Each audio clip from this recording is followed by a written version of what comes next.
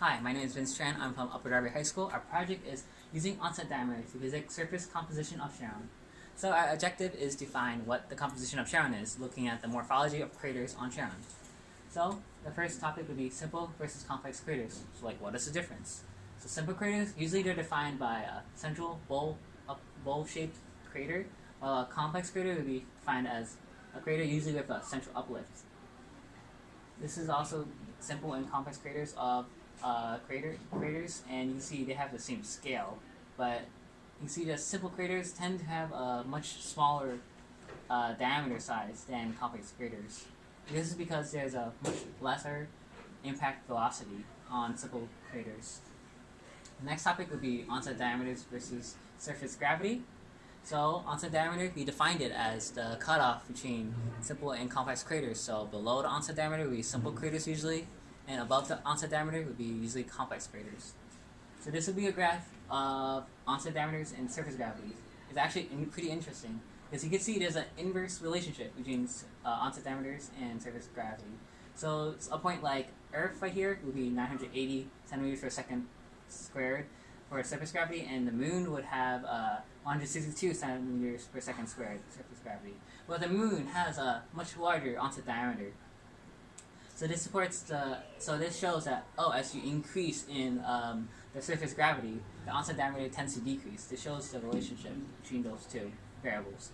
And now you can see there's another relationship that goes on.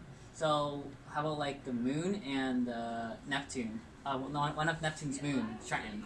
So they relatively have similar surface gravities, but the difference is the Moon has a much larger onset diameter than the Triton does, and this shows that icy bodies, and also the Moon is a rocky body, and the Triton is a icy body. So this supports the notion that icy bodies tend to have a lower onset diameter than the rocky bodies. So then we looked at the data using JMARS, Geospatial Information System, and we looked at the New Horizons data from 2015 from the flyby of Charon, which looked at like around 35% of the surface.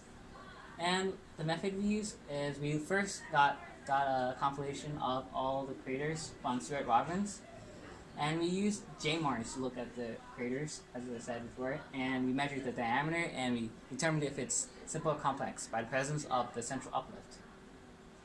Now, the results, we found 677 craters in total, and simple craters we found 411. Simple craters ranging from 1 to 15.6 kilometers. For complex craters, we found 117, and they range from 8.6 to 230 kilometers. And the ambiguous craters, we found 149, and they're kind of ambiguous because the sun makes a shadow, so we can't really see what's inside the crater, so we can't tell if there's some central uplift or not. And sometimes the images are just too blurry, so we can't tell what crater it is. And we use three methods to find out the onset diameter. So one of the methods is the 5th percentile method, which is finding the 5th percentile of all complex craters, which is found to be 11.5. The next method would be the geometric mean method, which is finding the largest simple crater, which is 15.6, and the smallest complex crater, which is 8.6 kilometers. And then we would get the geometric mean of that overlap, and then we found that out to be 11.9 kilometers. The last method, and the most important, and the one we focus on, the method we focus most upon, would be the 50% transition method, which is organizing the simple craters and the complex craters into a histogram by ordering sizes. And then we found a bin where there's more complex craters than simple craters, which is here.